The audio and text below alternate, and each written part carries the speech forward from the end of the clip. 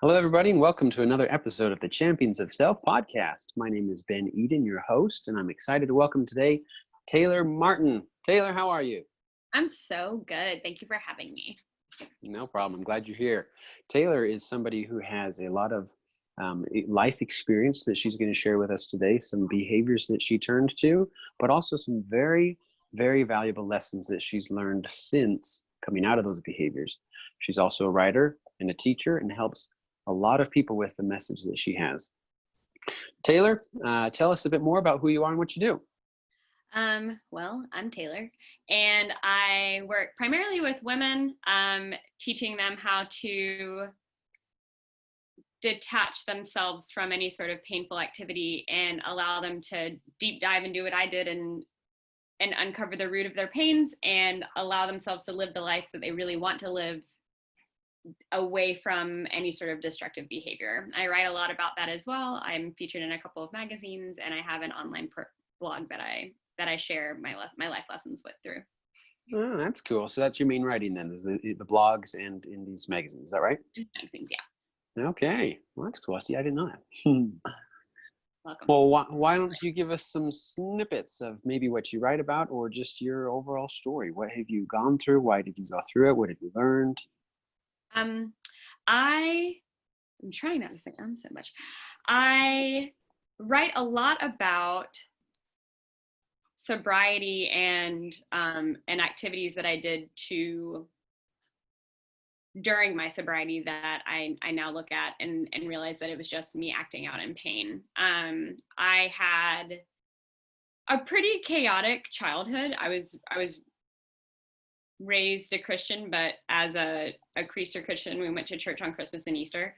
But in my family, my parents just, it was very tumultuous. And so for me to escape as a child, I turned to eating disorders. And then that pain sort of evolved through high school, and I really just wanted to have a sense of belonging because I didn't have a sense of belonging, and that lost feeling carried through college, and I found myself really wanting to be just accepted by everyone. I was not discriminatory. I did not care who it was. I just wanted everyone to love me, and so I acted accordingly. I thought that turning to drugs and alcohol was the thing to do because that's what everybody else was doing. And I thought that, like, if I put myself in different places that I felt unsafe, it was okay for me to feel unsafe because at least the people around me were liking me. And I actually continued those activities from college through my young adulthood and stopped. I had a wake-up call. I had been praying for something really drastic in my life to change because I felt like I had no control over myself and I hated myself. And the drastic change was just me looking inward and finding my own value and realizing that I could make decisions that I wanted that made me feel good, and that slowly started to look like getting a new job and then stopping the destructive behaviors and stopping the addictions and getting the help that I needed, and then eventually being in relationships, friendships, and partners that were people who were accepting of me as I am, not people who I had to perform for. Yeah, I like how you worded a lot of that. We're going to dive deeper into some of those things where towards the beginning you mentioned that you were seeking ways to belong, right? Yeah. I hear about that a lot with different speakers or just things that I read, that in a way we're all looking for a way to belong, aren't we? Yeah, we are. And if we don't have that, then we certainly don't like how we feel, right? No, I want friends, I want to be loved, I want to be liked, but if I don't feel like I belong, then I'm not going to have that. Therefore, we often look to match our behaviors to somebody, even if it might go against our values. Is that right? Yes. Gosh, yes. Yes. So tell us a bit more about kind of what behaviors did you turn to either belong or just to hide or run from the emotions that you were having? It started with wanting to look like everyone else, or what I thought was everyone else. And on either side of my family, everyone's very tall, very lean, and I am neither tall nor lean. And so I turned to that eating disorder because my immediate family was really chaotic. And so I wanted to belong and look like I belonged to my external family. Mm. And then that carried into, eventually I went into middle school, and everyone was, or I thought everyone looked one way and I didn't look like them. And so I continued to want to look like them. And then I went into college and I felt like my roommate, who was my oldest friend, I felt like she was more of everything. I felt like she was more beautiful. I felt like she was more intelligent. I felt like she had more attention. And so for me to match her and to numb my pain of just not, I just didn't like myself because I was comparing myself to everyone else. And so to numb my pain, I turned to alcohol. And then that eventually turned into prescription drug abuse. And then that eventually just exacerbated itself and manifested and went from every now and again to just sometimes at parties, but parties were every weekend, and eventually became every single night. Mm. You and I had spoken before this, and I know I'm digging a little bit deep, but I think this is important for listeners to know, and then we'll learn some valuable lessons from what you've been through. So you've mentioned a couple types of behavior. Was there any other type of behavior that you turned to in a way to belong or to run from your emotions? Oh yeah, for sure. Absolutely. I was really promiscuous. When I say I was non-discriminatory about my friends or my partners and boyfriends or whomever, I found myself in some really dangerous situations. And part of that dangerous situation was the reputation that I developed as a person who just wanted to be accepted. And so I'm not saying that what happened was my fault, but I'm saying that a lot of I would not have been in those situations had I had any iota of respect for myself. And that pain from those situations caused me to act even more the older I got. It was just like this, what is this word called? It was Spiral. a snowball. Yeah, it was a there spiral. you go. It was a spiral, a snowball effect. It was like I had one bad situation, and because of that, I had a lot of pain. And so I just did more of the same activity that caused me pain to create more pain. It doesn't really make sense, but that's what I did because it made sense to me. Exactly, in the moment, doesn't it? Yeah, numbing, it's weird. Numbing makes sense to a lot of people because you don't have to feel it, but you forget that the pain comes back and then you just have to numb all over again. And a lot of people don't even know that they're numbing their pain. They don't know that they don't love themselves. They don't know that they don't feel like they belong. They don't know that they have past traumas or are grieving a situation that happened to them. They just know that they just want to feel good, quote unquote, feel good. And so that feel good is found in substance abuse and promiscuity and binge eating, match. People like shop on the internet. It's the same thing. It's all this compulsive behavior to numb your brain from dealing with what's really going on the inside. Thank you for sharing this. I know that it could be difficult, and especially on a podcast, people are going to listen to it, but I appreciate you being open and vulnerable about this. I think it'll be valuable for the listeners. I hope so. So what you're saying, and I think this is going to be good because I just feel good about what we're going to talk about. You had turned to the eating disorder, the drugs, the alcohol, the promiscuity, which I guess we can define in a lot of ways, but it's using your body maybe as an object, right? Yeah. For desire, okay? The sex, or in other categories, pornography, masturbation, whatever those kinds of things, just in a way to feel like, or as you were saying, to feel good, right? Yeah. So I wanted to be clear in this episode that, even though those might be taboo terms to use, that's we don't really talk about them a lot, they're real. And the fact of the matter is they exist in a lot of people's minds, okay? Either the temptation to try, or the act that you've already done, or later the regret of something done, right? So I wanted to bring that up in this episode because those behaviors are real, and it's something that the brain has the possibility of turning to. But now, the message that we want to go into, right, Taylor, is not necessarily that, oh, it was just fine that I did all that. but now we want to go into all the lessons that you've learned from it, right? Yeah. Yeah. I feel really strongly that if I made a lot of mistakes, and if I've learned a lot from those mistakes, and if I can prevent or help someone from making the mistakes I made, then that makes my healing and my self-forgiveness that much more, because that means that it at least can serve in some way. Very good. So let's first talk to, let's say, the audience of people who may be in this behavior right now. Okay. Okay. They're using the drugs, the alcohol, the promiscuity, anything like that. What would a message that you would want to share with them be? Ask yourself why. Ask yourself why. I never asked myself why.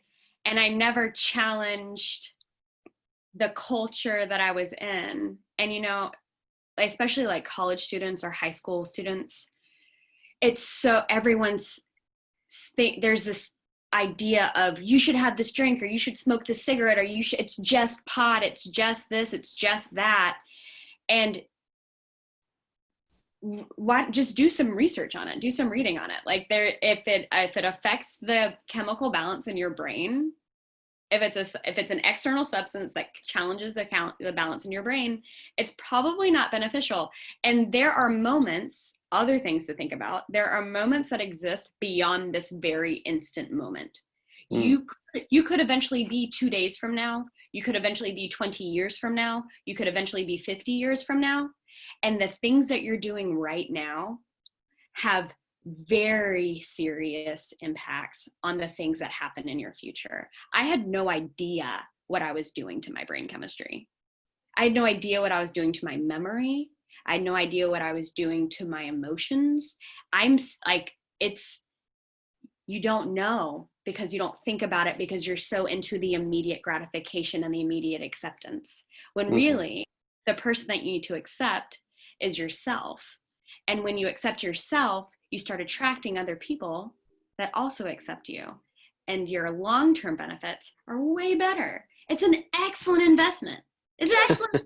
I wish that I'd known. I wish that I'd known that.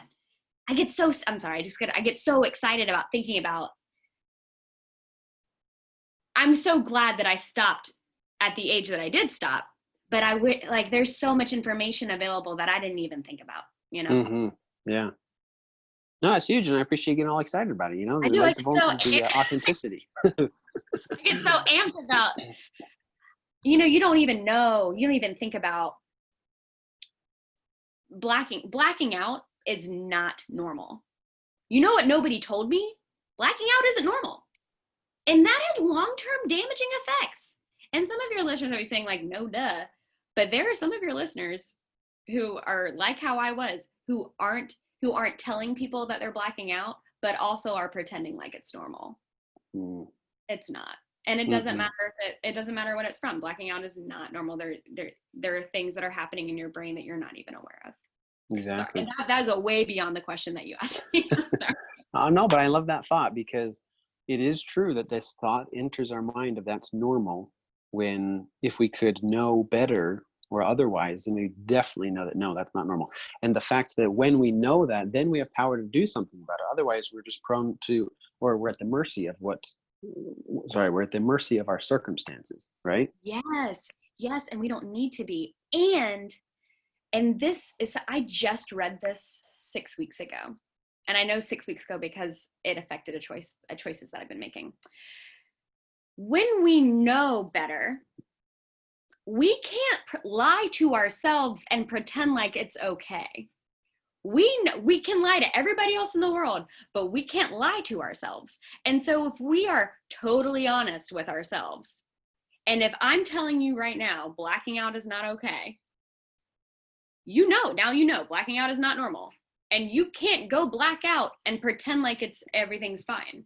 You're denying that to yourself. And if you're denying that to yourself, what else are you denying? We are worth the best. We deserve to give ourselves the best. And so if the best is being honest and having to ignore temptation, that means that what we're going to get is 10 times better.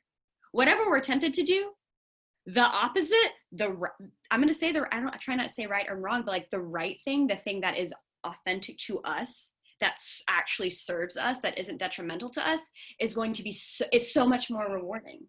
It always is. Absolutely. I like what you were saying earlier about yeah, I know, for the podcast listeners, I mean, she's getting pretty animated. You were saying about long-term investment, right? A lot of times the brain goes to these types of behaviors that we talked about because it's an immediate reward or an immediate escape, but they're always short-term, aren't they?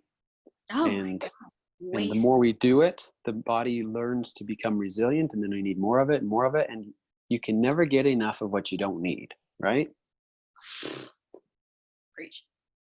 So I actually stole that from another podcast of mine, but anyway, or episode.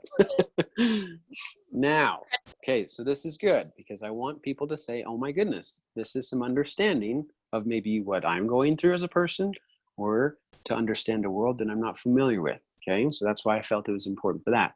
Now, something else I want to talk about with you. Some people, just by the way they were raised or the way they've learned to think, is that they are taught that, hey, certain behaviors are complete no-nos. I should never go there. And yes, they're defined as destructive and not good for you and everything else, bad, whatever you want to label it. And to be clear, I want to make sure that no listener leaves this episode thinking that we're condoning the behavior that we're talking about. Not condoning. Not condoning. There you go. Not condoning. But I always, you know, a huge reason why I started podcasts like this is so that we could understand why people turn to the behaviors, and then most importantly, help them have power over them. How? By realizing that the depth is the emotions that they're trying to solve. Yeah. Okay, that's huge. So the title of this podcast is Loving Yourself After Making a Mistake. So in the past, where we may have turned to this behavior because we didn't know better, or the feelings were so powerful, or we just wanted to belong, or whatever it was, now that you do know better, we might still be stuck with those feelings of regret and shame, and I'm a terrible person. And then, sorry, I know I'm talking a lot. We need to hear from Taylor, but let it go. It's prepping me. It's good. There you go. So here's the perspective I wanted to address. If I'm a person who's grown up like that, thinking, well, I know I should never go to that behavior, I do my very best to not go, which is awesome. Good job. Yeah, way to go. But I've seen somebody who has been through that and has been with the drugs, the alcohol, the promiscuity, and so forth. So where I might judge myself if I went and did that stuff, now I might look at you, and because you've done that stuff, I judge you in a reflection of myself, saying, well, I can't do it. She did. Now she's a bad person. You know what I'm saying?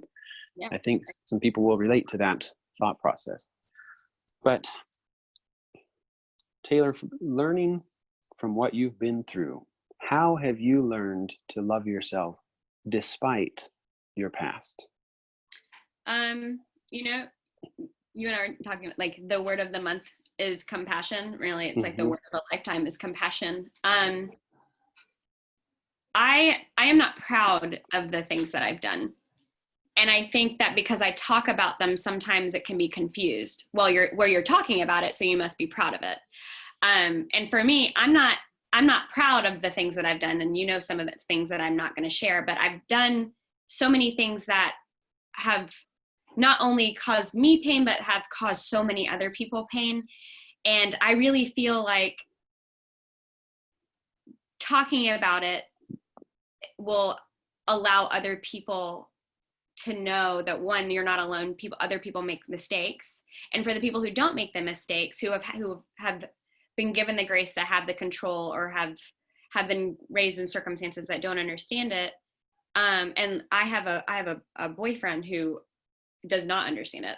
He's often very confused by lack of self-control. I have to explain addiction to him constantly. I've had to take a really strong look at myself. And when the first thing I did was try to understand, and it took me years to understand why I did those things. I wasn't doing them because it was great and I was just happy as a clam. I was incredibly depressed. I was so sad. I was such an empty shell of a person. It is awful to hate yourself. it is awful to wake up in the morning and look in the mirror and all you see is mediocrity and at best. It is all Mm-hmm. these things are really awful. And so to be able to acknowledge that I was that broken, and then once I continue, I mean, some of the stuff I've just forgiven myself for, but when I look back on myself as a broken person, I look at myself with compassion. And I think that is what any human, as a human looking at any other human, we have to look at each other with compassion and say, and recognize that it's not, that action is not what it's about. And the thing, it's kind of the same as like when someone gets mad about the dishwasher not being unloaded, but it's not really about the dishwasher. It's about the fact that they feel like they've been neglected for 5 years. Right. And they've just never said anything. Mm-hmm. I just never unloaded. My dishwasher wasn't unloaded, but really I'd been neglected for 5 years. Like it's that kind of thing. And so recognizing that I could view myself with compassion and seeing the person that I am now, I dreamt about being the type of person that I am now. I don't hate myself. I love myself. And I still have moments of criticism, and I have moments of I should have done better, or I wish I'd done this. But when I look back on all the things I did, I am now utilizing those as tools to help other people. And I am making incredible life decisions to make sure that I don't do those things again, that I never go back down that path of pain and destruction, because my life is worth so much more than that. Absolutely. Very good. See, one more time on my soapbox, I guess. Get up there. So I always say that I look at behaviors pretty much all the same. Not saying that they're not all equal, but I look at it and say, why is somebody turning to that behavior? And it's usually because of an emotional aspect they haven't dealt with, right? Because they're either hiding, running, or pretending it doesn't exist. And they turn to this behavior in an effort to feel better. I call it a coping mechanism, right? And by being able to look at it that way, then I'm always able to see the human behind the behavior. So we never define somebody and say that's an addict, or that's a smoker, or that's a whatever. Let's say, just like me, that's a human being. My mistakes might not look like theirs, but we all have them. If anybody's a religious person, even if they're not, they probably heard the stories from the scriptures of somebody who was a quote unquote sinner, and God took them and turned them around. And if we can realize that, hey, just like I already said, maybe my mistakes look different than yours. When it gets down to it, when we're alone at night, alone with ourselves, how are we going to think about ourselves and the things that we've done, the behaviors that we've turned to? If we can learn, and this is what we're going to wrap up this episode with, if we can learn to remember that, hey, it's the emotions that drive the behavior, instead of beating ourselves up for the behavior, let's take the time to understand and acknowledge our emotions. Then we can unlock that door that says, I am still okay. Maybe I did something I'm not proud of, but I'm still okay. It doesn't have to define me. Another quote that I really like is, your past doesn't define your future unless you live there. And people say, how can I move on from my past? Because I know better. I should have known better. I knew better, whatever, right? Yes, those are true. Those are valid feelings. But God doesn't want us to dwell on that kind of stuff. He says, yeah, I know what you've done, but I still know your name, and I use your name, Taylor. I don't call you by your sins, right? Anyway, lots of cool thoughts. But I really felt strongly about this episode and talking to Taylor, because it's a message that needs to be understood, but it's so hard for people to really accept by themselves of, I know what I've done. I know who I was, quote unquote, and how can I ever escape that? Yeah. And you can, because we have the ability. Every day is new. We just make a new choice every day, and we get to make that choice.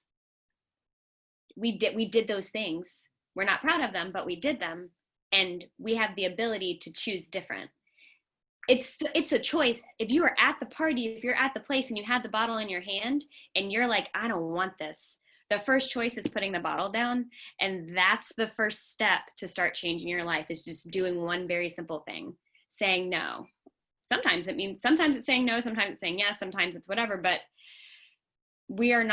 our past does not dictate our present and our future. Our past is just something that we can learn from and continue to take steps away from and grow. Mm-hmm. Very good. So why don't you give us any practical advice, practical tools that you've used, especially when the past tries to remind you of what you've done? Oh, How can there you go. Sorry. And just to finish the question, how can you teach our listeners, how can I love myself after I've made my mistakes? How can I love myself? There are a lot of things that I do. I read really inspiring books and scripture, and I look for the meaning in them, and I connect to it. And sometimes I'll read the same thing over and over, and every single time I get something different out of it. I journal all the time, and I will say, I feel angry because, and then I'll just ask myself why, until I can't ask myself why anymore. And then I make a choice after the end of the whys of how I'm going to make myself feel better and why I deserve to feel better. And remembering why you deserve to feel better is life-changing. Finding reasons why you deserve breath. I deserve breath because and sometimes it's really hard. Sometimes it's like, I don't even know if I deserve that, but I do deserve to breathe because I'm living. Okay, I'll start there. I also do write about gratitude every single day. What am I grateful for? Sometimes it is just breath. Sometimes it's the smell of coffee. Sometimes it's more, sometimes it's less, but like I always make sure that I know exactly what I'm grateful for. And when I'm grateful for things, it makes me feel as if God's giving me a gift. And you only get gifts if you're deserving. There you go.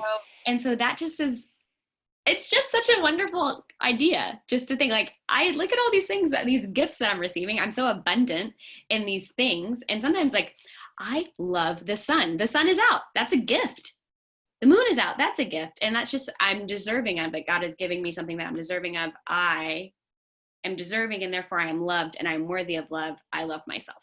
Very that was good. a fast forward. There's some like tiny steps of like more love in between, but that's kind of how how I get there. There you go. Now, see, the people who aren't watching this recording on YouTube, Taylor's smiling like crazy. You can tell how happy she is, and it's genuine.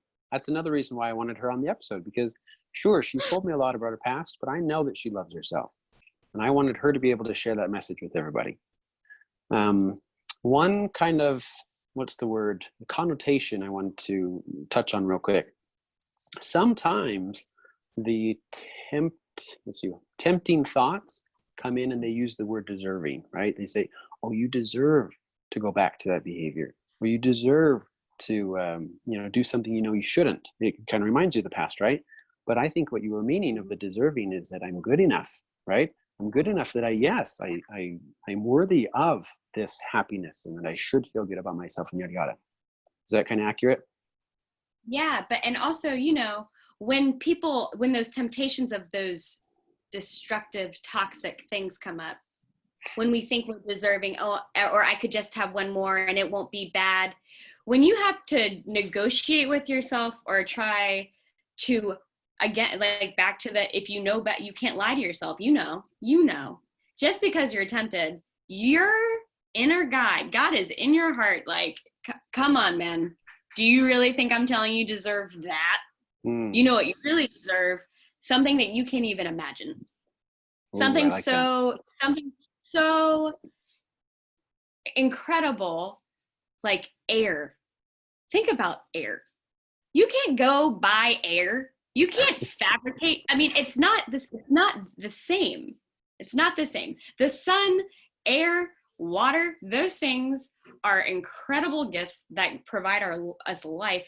And we have these wonderful opportunities that quote unquote coincidence or whatever, when these beautiful things align and we are presented with things from beyond imagine, that's what we're deserving of. That's what we're deserving of. It's not the things that we know are destructive. We know better than that. We just pretend like we don't because we're lying to ourselves. Be honest, everybody. Mm-hmm. There are greater things out there. Absolutely. Okay, one more idea. And again, I try not to categorize behavior. I see it the same way. Our emotions cause us to do a certain behavior, and we have the choice of which direction we're going to take it. Is it going to help us, or is it going to falsely help us, right? And we can learn to differentiate. So if somebody is kind of disappointed with the behavior that comes to their mind, they haven't even done it yet, the thought, like, why did I even think of hitting that person? Why did I even think of being unkind to that person? Why, right? And then it causes them to hate themselves and say, well, I can't love myself because I still have those thoughts. What would you say to them?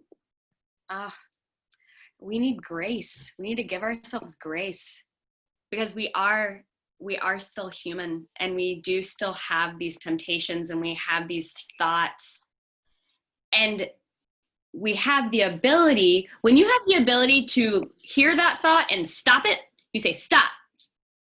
If you have that ability to recognize that you don't want it, if you have the ability to choose again, and you don't act on it and you choose again, that is where the power is. Because you get to continue to choose again. Forgive and move on, because you chose again. And that is self-love. That's saying, I did it. Mm-hmm. Grace, forgiveness, choose again. Hoorah. I love that we've involved. I love choosing. Yes. I love that we've involved God and these, I call them gospel principles, right? I mean, these divine truths that we all in some way know, but oftentimes we choose to ignore, or we choose to forget, or everything else. So your reminders, I think, are very powerful for the listeners today. Thank you so much for that. Now, as we wrap up, Taylor, anything else you'd like to share? I think this has been some fantastic stuff. Well, I think just in general for your listeners, I think I want to say, just be honest. I think honest, it's just like, that's just the biggest thing, is like, honesty is the best policy. And like, sometimes things are really uncomfortable. Like, I feel angry. I don't want to be angry, but just like sitting in the anger, eventually it passes. All things pass. Mm-hmm. Is this where I talk about where they can find me? Sure, go ahead. Okay. I don't need to. I have a website. It used to be a blog, and then it was a portfolio, and now it's my business blog services. It's livingwander, WANDER, full.com. And I have a lot of free resources and tips and advice. And, I just really want people to know that they deserve the best. And I want them to live accordingly. It's so important to me. We have so many, everyone has pain and everyone has trauma. That's the thing, like, our pains and our traumas are special to us, and also at the exact same time, they're universal, and there's nothing special about them. And when we have the ability and the audacity to acknowledge them, and then the willingness to heal them and to take the steps that we need to, it's not just like, it's selfish because you're taking care of yourself, but when one person is taken care of and then another person is taken care of, we'll begin to see an improvement in society, and light will begin to spread, and it's just so important to work on yourself to better the collective consciousness, I feel like. Absolutely. Okay. I'm just gonna go on a rant. No worries. And I wanted to share one final thing too for the listeners. If you want to watch this on YouTube so you can see Taylor, cool. Otherwise, this will work in the podcast. I'm watching Taylor even from the very first time that I met her, and I've never once defined her based on the stories I know about her, like her past. I've never once looked at her that way. I see her as this happy person who doesn't let the past define her, and who's going in a great direction, helping a lot of other people. I think that's so valuable. And based on our understanding that, hey, emotions turn to behavior, but we can move past them and we can become better. I think if we could learn to do the same with ourselves, as we look at ourselves in the mirror and see ourselves as a human being that's worth loving and not stuck to our past, I think that is so empowering and makes for a much better life. We can love ourselves even after making a mistake. Yes. Okay. Very good, Taylor. This has been a fantastic episode. Thank you for joining. And Thank you listeners, for having me. no problem. Listeners, I hope you got something good out of this. I hope you felt something. I sure did. And if you like any of these episodes, we'd appreciate you going in and leaving a review so more people can hear this kind of stuff. And besides Do that, it. thanks for joining another episode of the Champions of Self podcast, and we will talk to you next time.